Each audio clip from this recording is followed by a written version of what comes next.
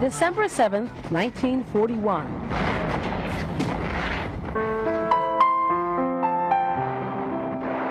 It was just unbelievable, terrible. A date which will live in infamy. It was something that we just never thought would ever happen to us. The attack on Pearl Harbor awoke a sleeping giant, and it was the day America lost her innocence. They were boys before that happened, and they were men after that. These men completed a top-secret mission which helped end the war, only to face a Titanic disaster.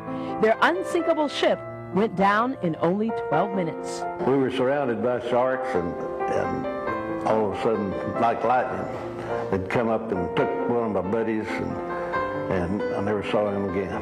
And those are the people we are honoring this Memorial Day, those who died, those who fought, and those who suffered as prisoners of war. You were going to do what they wanted you to do or die. From World War II to Vietnam, our guests today are part of a living history. We're dying fast. Real stories, real survivors, real heroes remembered. Next on Deborah Duncan.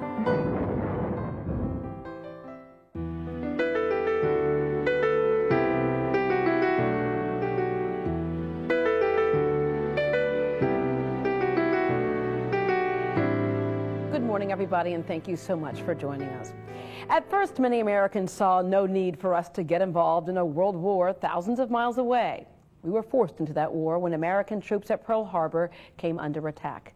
When the smoke cleared, thousands of people were dead, and the military had the gruesome task of notifying families that their children had been killed.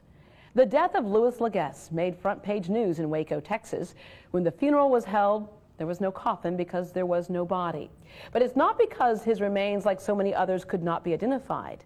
Today, nearly 60 years later, Louis Laguesse is alive to tell the rest of the story. Good morning.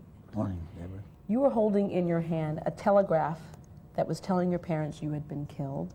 Right. There's a newspaper article here talking about a local war hero lost his life at Pearl Harbor. They weren't far from wrong when you consider what happened that day and where you were. What were you doing right before the attack? I was dressing to go to church on the California. They had a party that made up from one ship to the other. I was on the West Virginia, but the church party would go from one ship to the other, depending on the services. And a friend of mine from Dallas ran by and said, "The Japs are attacking." And about that time, they sounded general quarters, and we went to our battle stations. And mine happened to be in the 4th Division compartment, right where I more or less lived, slept, and all. And this was on the main deck, but it was under the superstructure of the ship. And I could look out the portholes, and I could see the 2 torpedoes coming toward the ship. What is that like to see 2 torpedoes coming toward you and you have absolutely no control? There's nothing you can do. I didn't know. I'd never been there before to know what a torpedo could do, but I knew it was going to be dangerous. But evidently, I didn't get hurt with the first 2 torpedoes, but we took a total of 9, and some subsequently, 3 or 4, the 3rd or the 4th must have gotten me, because I can only remember those few minutes. I could look up at the overhead, and I could see pipes bursting with oil, gas, water, steam. And almost every Pearl Harbor survivor I've spoken to says they saw it, they were there in the middle of it, but even while they were looking at it, they still could not believe. No, it was unrealistic. I mean, you can't imagine things like that happening to you at that time. You were essentially knocked unconscious for a while. What was your next memory after you saw those torpedoes coming toward you? Coming to on board the Solis, the USS Solis hospital ship in the harbor. You had been tossed in with a group of dead bodies. They thought you were dead. And they were moving the bodies to bury them. And he said, "I noticed you moved an eyelash."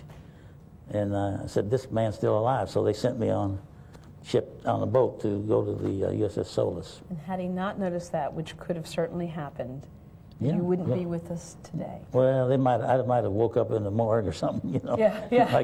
like one of the stories We have the movie that is coming out, Pearl Harbor, and although there's some creative license in it, it's not exactly all fact.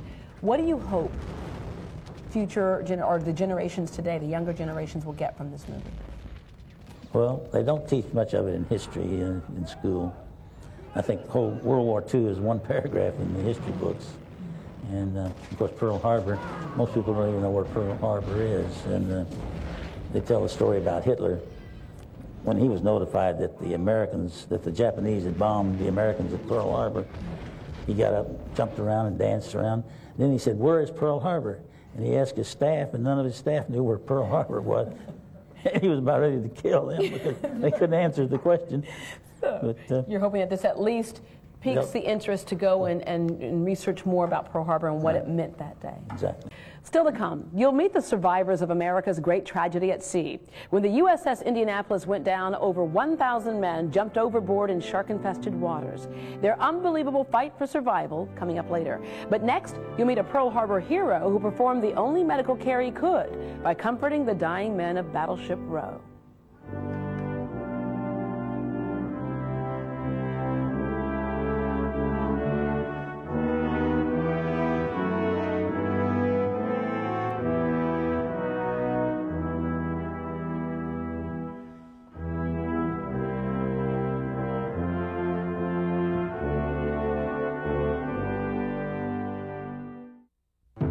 Well, Pearl Harbor let us win the war. Remember Pearl Harbor, that let us win the war. It was a battle cry. They sold bonds. People back in the home front would have victory gardens. They would have it give up without sugar, without meat. And they just pitched in 110%. And then look, we never could have did it without the women. Look at the women went into our factories and took the place of men. That was just unbelievable what happened. The spirit of America. Well, in 1941, 17-year-old Theodore Roosevelt, not to be confused with the president, was as shocked as anyone by the events at Pearl Harbor. But the young sailor grew up in a hurry that day by carrying out a grim task. He helped gather bodies of fellow servicemen, and Theodore is with us this morning. By the way, you are related to the president. Third cousin. Yeah. Mm-hmm. That day, what were you doing before you realized? Well, I was on the fantail of the ship and with my buddy. And we were just spending the day talking, you know, the morning. And this airplane come flying over Ford Island, and I seen it kind of dive, not a steep dive, but a slanting dive towards the PBY hangars at the end of Ford Island, and it released this bomb. And I believe it's probably the first bomb that hit Pearl Harbor, because when it went, I had heard no explosions prior to that. And it hit the PBY hangar, but incidentally, the bomb was painted real bright yellow, I'll never forget it, with red rings painted around it. And when it hit, it exploded and just disintegrated the hangar. Yeah. What did you think was going on at first? I thought it was a drill until... Somebody's really going to get in trouble for this one. Right, that's exactly what I thought. Yeah. I said that to this friend of mine. And about that time, the word was passed aboard ship that we were to go to our bombing quarters, not general quarters. We had no guns. So we went down 4 decks, and just as we got down to the 4 decks, the first couple of fish that hit us. Yeah. And so you say you had no guns. This could not have happened at a worse time, because you guys had gotten through with a lot of drills and the whole bit, but all the guns were put away. No one was really prepared. Well, they had taken all the guns off the ship. Mm-hmm. We were a battleship, but converted to a target ship. So anyhow, we were hit, and the ship was wide open, just like the studio here. And at 4 decks down, the water is really coming in. So everybody is on the starboard side of the ship and going up the ladder there from the 4th deck to the 3rd, but they stopped. And this friend of mine and I that were talking on the main deck above, the water was probably, maybe 12 feet deep by then. The ship was listing. So we went underwater on the port side, the side that was being hit, and we went up to the 3rd deck, and then we made our way out. And the picture you see there is about the time I left the ship. I dove off the port side and swam around the stern to shore. Yeah. There's a lot of chaos, obviously. Oh, yeah. A lot of people who were dying or dead, and everybody had to pitch in to do whatever they could do. Right. You were asked by a doctor to help you? Right, to help him with the wounded, but I had no medical experience at all. And he finally said, well, prior to that, though, I had oil all over my uniform, so I took a shower, believe it or not, while the thing was going on. And he told me to. And so I put on a shirt and some knickers, and then I came back to where he was to help with the wounded, see, because I was too dirty. You said you weren't a doctor, but what you gave those men in their last dying moments? Well, he told me that if he told me to light a cigarette and hand it to not hand it to them, but put it in their mouth, to do that. So he knew the people that were injured fatally, see. Yeah. And that's what I did. And then just a second or two after that, they'd die. Yeah. But they didn't die alone. No. You were there with them. Yeah. So that was... That's priceless. That's a priceless thing to give somebody in those last And minutes. Then the next day, I went on burial detail, picking up bodies out of the water, see. That was our job. That's quite a thing for a 17-year-old kid to go through, I think. Yeah. You never forget that, and you always appreciate life. That's true.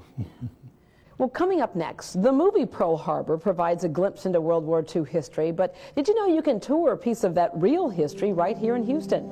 And you can even walk the decks aboard this historic battleship where the stars film parts of the movie. We'll take you aboard the USS Texas next. Stay with us.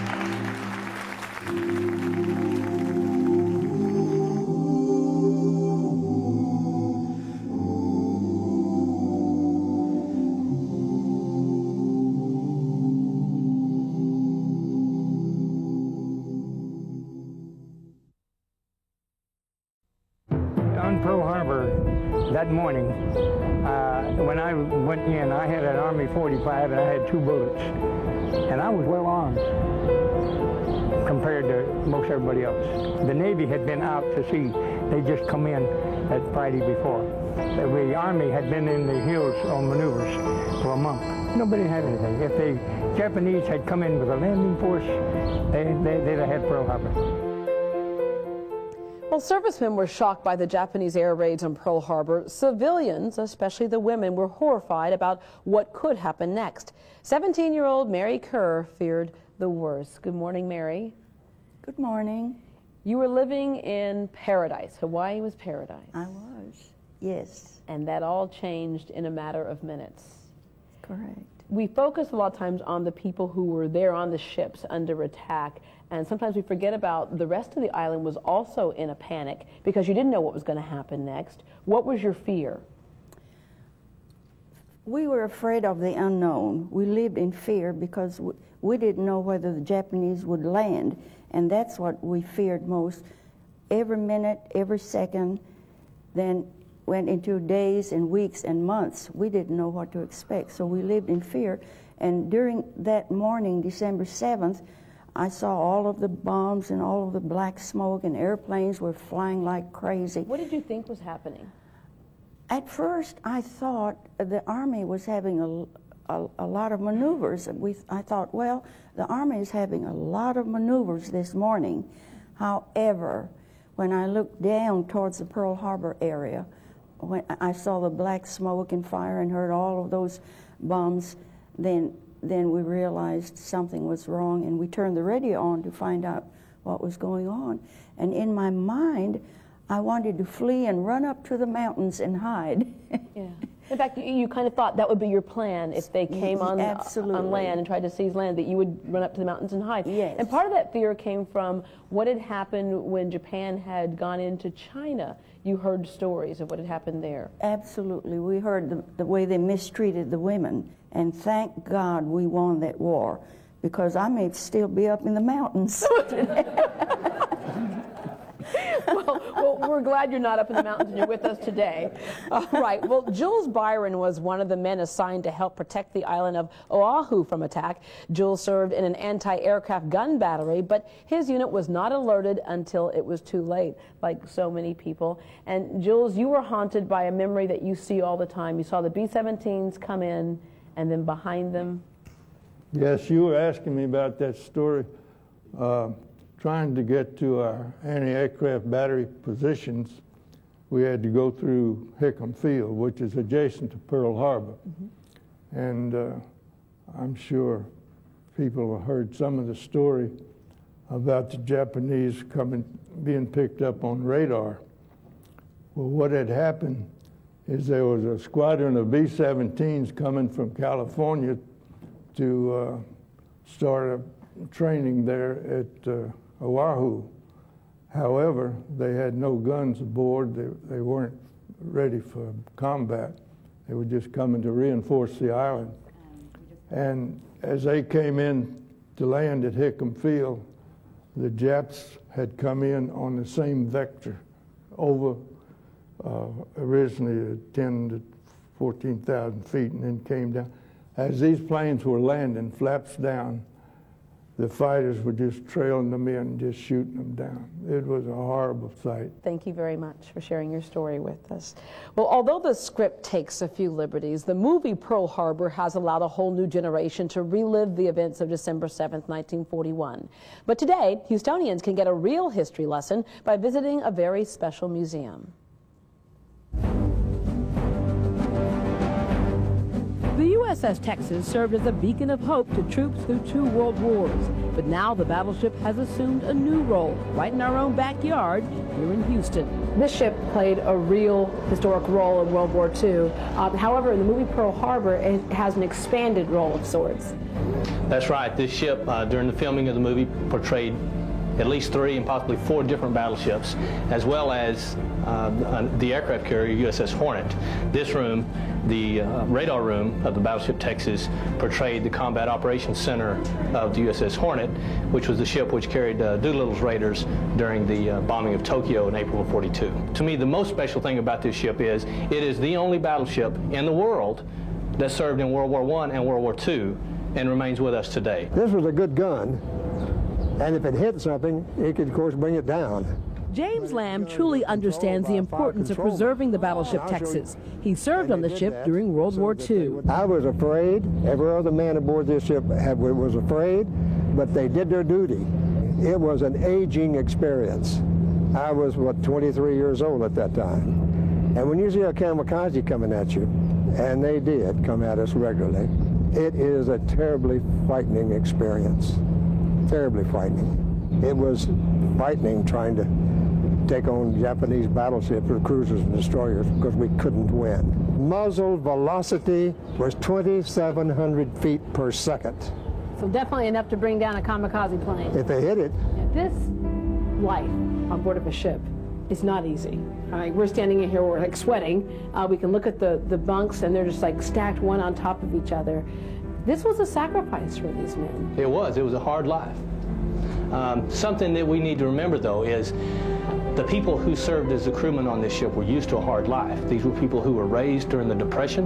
A lot of people had to work as children. They weren't sure where their next meals were coming from. They were a hard people, and they were very patriotic people. And many of that generation felt it was their duty to serve our country. They paved the way for the America we know today. That's correct. There is no monument to World War II veterans, which is fine.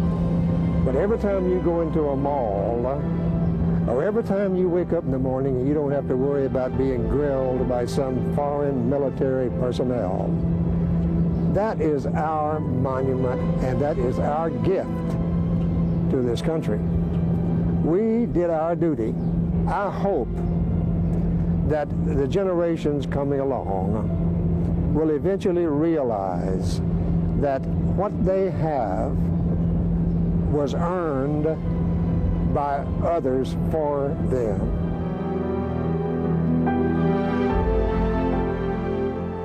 If you would like more information about the Battleship Texas, or you would like to attend a special reenactment event coming up, you can call the number on your screen or visit abc13.com.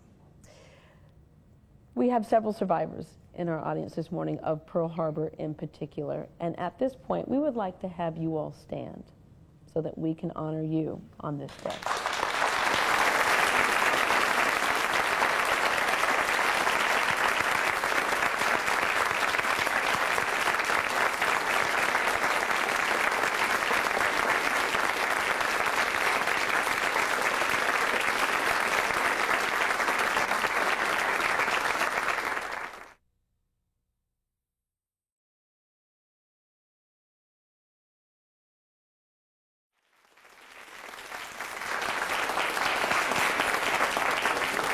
In July 1945, the USS Indianapolis sailed on a mission so secret the crew didn't even know the cargo it was carrying. That secret would eventually lead to the end of World War II, but also may have claimed the lives of over 800 crewmen. 3 of the survivors from that fateful mission are with us today to share what happened. Please welcome Lowell Cox, Glenn Morgan, and Woody James. Good morning. Morning. Morning. You were sent out on a ship and so top secret you had no idea what you were carrying. Could you guess, or were there guesses as to what you were carrying? There was quite a bit of scuttlebutt, and one thing that I remember was that we decided that it had to be a big box of toilet paper for General Douglas MacArthur. That'd be an awfully big box. It was.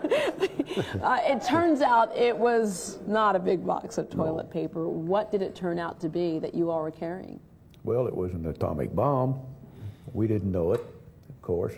I walked by it every day that we had it aboard. It was a beautiful box with wood, with sunken screws countersunk with sealing wax of some kind on it. No, we didn't know what it was. You made your way and you dropped off the load of toilet paper for General MacArthur. All right, you come under attack, and this is an unsinkable ship. So you thought. But it comes under attack and goes down in just such record time. The minute the torpedo struck, I looked at my watch. It was 10 minutes after midnight. The minute I hit the water, obviously the water soaked in the watch and stopped it. And it was 20 minutes after the next day when I looked at my watch. So the ship was still afloat a little bit when I got off, but obviously 12 minutes is a very close estimate. Yeah. Probably real accurate. I woke up, I was on watch, a midnight watch, and I went up to the bridge, and all of a sudden, wham, up in the air I went. And then about the time I started to get up, another explosion. And you could see fire and debris and water up. The bridge was 81 feet up, and it was way above that. And whenever I got into the water, well, you could look back. Well, we looked back, and the nose was down, and the stern was sticking straight up, and even the 2 propellers, or 4 propellers, were slowly turning. Almost like that scene from Titanic when you see the ship just goes straight down. Only faster. Yeah. Yeah, much faster. When something like that happens, the dust settles, and then all of a sudden you look around and you go, we survived it. We're okay. You thought help was on the way. The next day, we figured. Yeah, that's not what happened. And up next, in the midst of all the chaos, the crew of the Indianapolis held on to the hope that help was on the way. Little did they know another enemy would surface and claim more lives. They were man-eating sharks. Stay with us.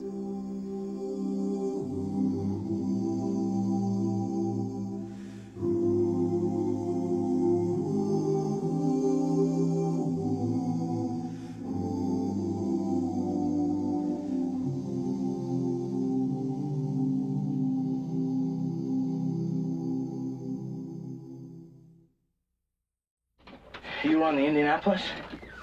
What happened? Japanese submarine slammed 2 torpedoes into our side, Chief. Vessel went down in 12 minutes. They didn't even list us overdue for a week. Very first light, Chief. Sharks come cruising. When he comes at you, he doesn't seem to be living until he bites you. And those black eyes roll over white, and then... oh, then you hear that terrible high-pitched screaming. The ocean turns red, and in spite of all the pounding and the hollering. I don't know how many sharks, maybe 1,000. I don't know how many men. They average 6 an hour.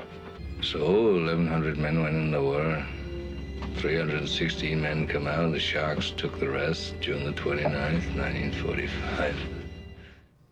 When the USS Indianapolis sank in only 10 to 12 minutes, the crew was shocked. But the men in the water did not panic. They thought a rescue boat would pick them up in a matter of hours. They were sadly mistaken. And then you soon found out that there was another enemy in the water, the sharks. Here you were, 1 minute aboard the ship, and 12 minutes later, no ship, and dark, and oil, and you're sick, and you're vomiting, and you don't know exactly where you are, and you begin to look for buddies, and the first one that I came to, I knew, and he had been flash burned, and he didn't last long. Yeah. Somebody had put a life preserver on him, and some of the men had preservers, some didn't have any. In fact, Woody, you didn't have one, but thank goodness for something as simple as a potato crate that went floating by. Floated by, and it makes a real good life jacket. Yeah. I hung on to that for quite a while until I acquired the jacket. Yeah. But then you had really no defense against the sharks that would just kind of pick and choose randomly. The shark didn't show up actually until the first afternoon. The first night, and in the morning, then in the afternoon on the first day, the shark showed up. But you kept holding on to the thought that help was going to be on the way. But if you're a mission that didn't exist, true, how was help going to be on the way? And then another enemy was Mother Nature itself. And Glenn, what were the days like out there? Well, I was very fortunate. As I came off the ship, I was a real good swimmer. I had a rubber life belt around me. One I blew up. In fact, I used it for a pillow that night. I was sleeping right underneath the bridge, so I came off of the bridge, actually, down into the water at the 40-millimeter gun mounts. In fact, I can remember this little life belt buoyed me up, and as the ship went down, I went right up one of these barrels. I didn't go up it went down, but I swam away, and as Mr. Cox said, the ship was standing on its nose with its hind end up and the props still going, and plunged. So I swam. We had an airplane on this ship, which was on a catapult. It had fallen in and I could see it. So I swam to it, but it was sinking. But fortunately for me, there was a life raft. And I crawled in the life raft, and there was another one. I tied it together. There were 2 more. Heads began to bob up and crawl in. So by the time dawn came, there was not another survivor soul in sight, not even his potato crate. And the weather was brutal, very cold at night, extremely extremely cold hot. at night, and it was white capping that first day. But we thought we were the only survivors. We never really knew anybody else got off the ship. We could see nobody. Right. And out in the ocean, when you're looking across the waves, when you stand up, it helps not. It doesn't do any good. You just feel like you're in a hole all the time. And it's so hot during the day, you're dehydrated. Oh yeah, very hot. Guys started hallucinating. Yes. And in fact, one man thought he had a radio, and this is about the second or third day, and he made everybody be quiet. And I didn't think he had a radio, you know. But then I didn't know. I thought maybe he did, and I was hoping he did. And one guy who said, I'm going to go below deck and I'm going to go get a drink of water. Yes, and this fellow, he undid his life preserver and dove down and drank and came back up. See, all of our water was on the second deck on board ship, and he thought he'd go below for a drink of water. And he didn't last long. No strength left. He couldn't even get back up. And the salt water killed him. Yeah. In all of that, I'm amazed, Glenn, that you were able to hold on to, as the bugler, hold on to the mouthpiece from your bugle. I was a bugler, and this is a cornet mouthpiece. I had this in my pocket because buglers always kept their mouthpiece in their pocket, and many times buglers were told where to put their bugle. So I came off with this, and this just happens to be the last red flare that we had. It's a 10 gauge, looks like a 10 gauge shotgun shell. Yeah. But you started to almost give up hope because people were dying, left and right, and help didn't seem to come on the way, but it did accidentally. And I always say it's not by accident. Not by accident, but it certainly wasn't planned that somebody spotted you. Planes were flying by, and you had tried several times to flag some planes down, and they just didn't see you. Then finally, a plane recognized that there were men in the water. Our angel. Yes, your angel. Chuck Gwen. Who went and got other helpers, and on a ship came eventually, and one of the heroes who helped save them is with us today. You met him a little bit earlier, but just like at Pearl Harbor, he helped the men at sea any way he could, and that's Mr. Roosevelt, who is with us. And so when you guys saw these men, again, you jumped in. You had no idea they were out there. Well, we were patrolling north of Ulithi, and we were about 300 miles from them, nautical miles, and we got word that a possible merchant ship had been sunk. We didn't know it was Navy. So we went 30 knots to the location where they were, and then we started pulling them out of the water. We rescued 21 of them. Yeah. And as I remember it in the back of my mind, the sea was very calm that day that we showed up. There wasn't a ripple on it. I'll never forget it. Yeah. A lot of debris, but no ripple. What would you guys like to say, whether they're up there somewhere or out there watching somewhere, to the men who were able to rescue you and the men who didn't make it that day? Well, we'll never forget them. I abandoned ship with my good friend behind me, and when I turned around, he was gone, and I always remember this. It's sort of devastating, and you feel bad for a long time, and every now and then when you think about it, see, I hadn't even thought about it now I'm thinking about it, and I feel bad. But a lot of fine fellows went down with that ship. Well, we're glad to have this day to pay respect to those. What we have to do is admit, you mentioned it a while ago, it wasn't alone that we did it. The grace of God, here stand I, and we're the most lucky and well-blessed organization in the world, the survivors of the Indianapolis. Amen. The real heroes are the ones that didn't make it back. And that's what today is all about. Thank you very much, gentlemen. Up next, 20 years after World War II, Vietnam tested America's strength and courage like never before. Serving in Vietnam was one of the most satisfying, terrifying, challenging, and rewarding experiences of my life. However, when I got back home after my battles in Vietnam, there was another battle, that for acceptance at home. And we'll learn why news anchor Bob Boudreau says a special prayer every Memorial Day. And we'll meet a hero who survived more than 6 years of torture as a Vietnam prisoner of war. Stay with us.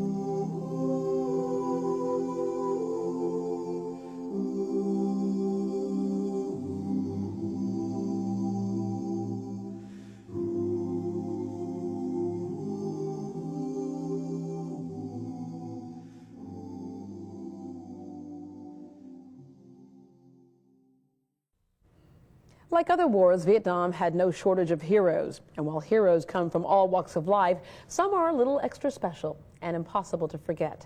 That has been the experience for many Vietnam veterans like the one who joins us now, our own ABC 13 anchor, Bob Boudreau. Good morning, Bob. Good morning, Deborah.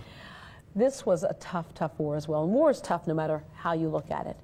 But when the World War II veterans came home, there were the ticker tape parades. Deservedly so, yes. When you came home, you suffered a lot in Vietnam, and then... A little different experience, yeah. Because I had seen them and was very much aware of the reception that the folks from World War II had received as military heroes, you sort of expected the same sort of treatment. Yeah. I mean, that was my personal history, is that if you serve the nation... Of a job well done. Surely. And when we came back from overseas, two things happened. The first day, First time I was back, we landed in Seattle, and as I was going to the airport, there was a taxi load of us that were headed over to catch our flights back to our hometown.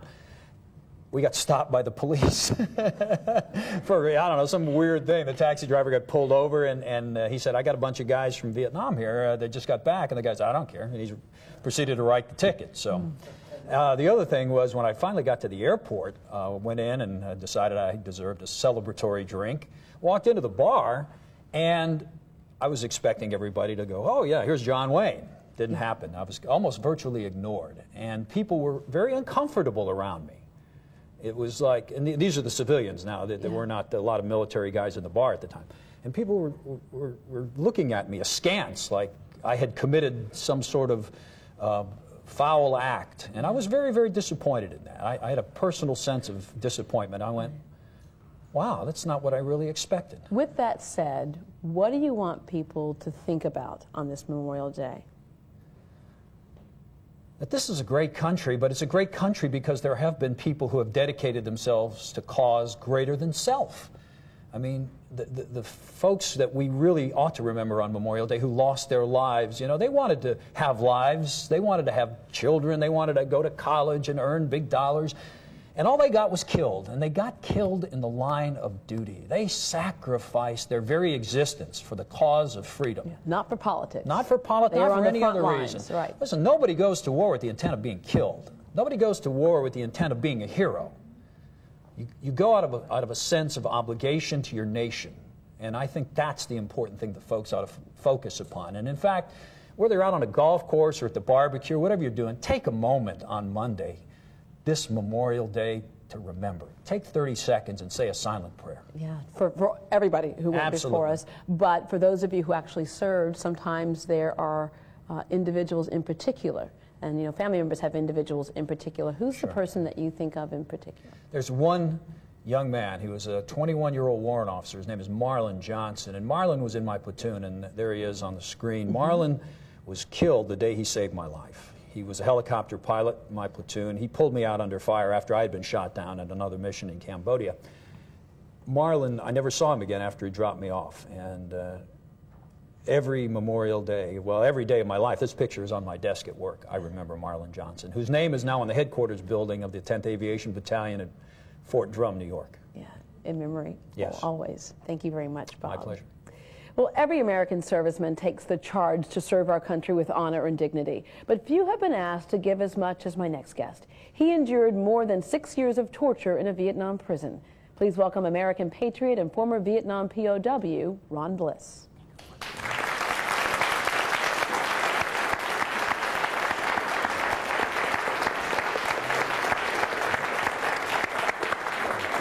right, which way you want me to walk? Over here? We'll step right through here. Thank you. And Ron, it is one thing to take that oath and to join the military and say, I am going to give it my all and do my best. It's another to be faced with the tragedy of war and then, in your case, held captive. It's what you sign up for. Yeah. And when you give your promise in life, that's what you do. You take what you have and you just do the best you can. Was there ever any point during the torture, during any of that, you just felt like, what is this for? It's not, it doesn't mean anything. Well, we actually felt that way before we were shot down. We knew that we were flying in a war that we weren't trying to win. We were losing friends, good men, every day, very highly trained people. And I think it's important to remember, Deborah, in all of this, and there's not a man or woman that's been up here that would say he's a hero, because we're not. We just did the best we could do with what we had. But we're all from grassroots America. There's no difference between us, anybody else in your audience. We just happen to be in extraordinary times. Yeah. But we knew what we were flying and why we were and were not flying it. And we knew that we had, in the summer of '66 at my air base, a 100% chance of being shot down. And we knew that the politicians were not supporting it. We knew that McNamara had bailed out on the war. We had Jane Fonda and everybody condemning the war. And when you're being broken and squeezed to say far less than what's being said on the Senate and the House floors, which they have a right to do, you have to dig down pretty deeply and say, what am I doing? What hurt more, the physical torture that you endured, and you went through some tough stuff, Well, they'll or the twist you up. psychological torture of what happened back home? Well, at the time, the physical pain hurts more, but as soon as they throw you back in your room and you start to heal up, it's the mental side. You have to realize that it's not a matter of saying, I'll last 6.5 years and go home. We had no reason to believe we would ever go home. There was no plan to end the war. We were considered war criminals. In the first 3 years of the war, almost every quiz we had, that's an interrogation, we call it a quiz. You have to make light of it. Some quizzes were harder than others. But they would tell us they were going to shoot us. The quiz. Well, we got a couple of D's.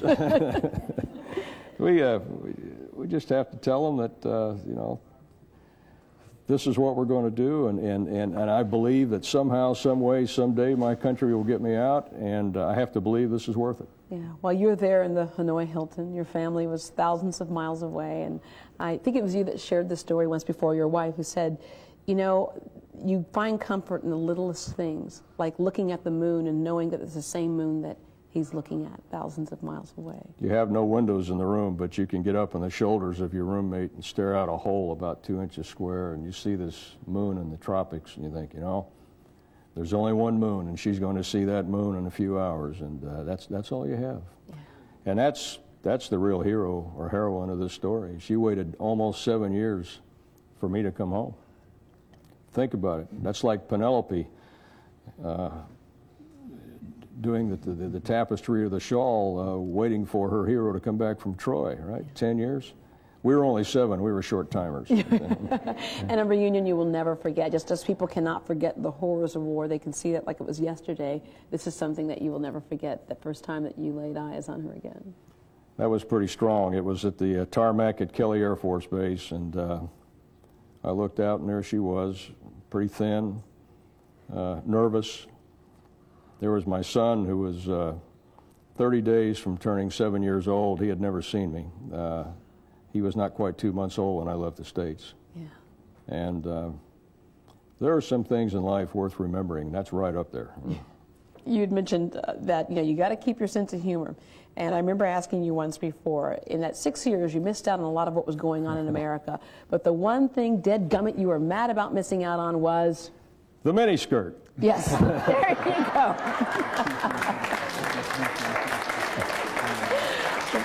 Thank you very much. Well, still to come, an all-star salute is next.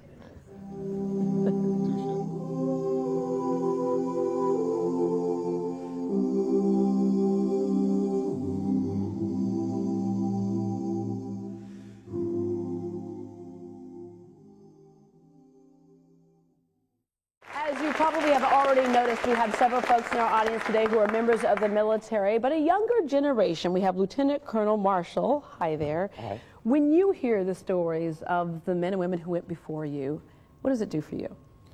Well, first of all, this is gratitude. The men and women here, I'm really thankful and grateful for their service. But it also lets me know that what we're doing today is okay. And if we can remember in the years to come, with the passion that you've displayed here today, I think that everything will be okay. Yeah, America will be the country. It's interesting, you're a lieutenant colonel. There was a time that you would not have been a lieutenant colonel in the military. Right. So America has changed a lot am really for the better. Grateful and blessed. Yeah. It has changed. Thank you very much. Also,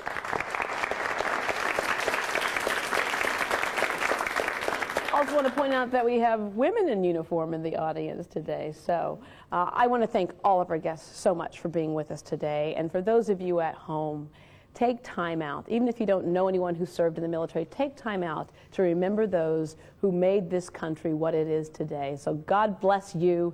God bless America. Have a great day, everybody.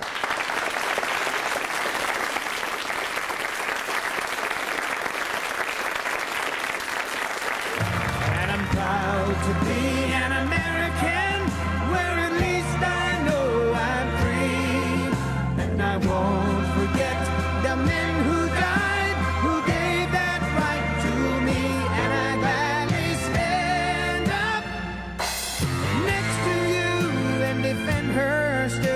today, 'cause there ain't no doubt I love this land. God bless the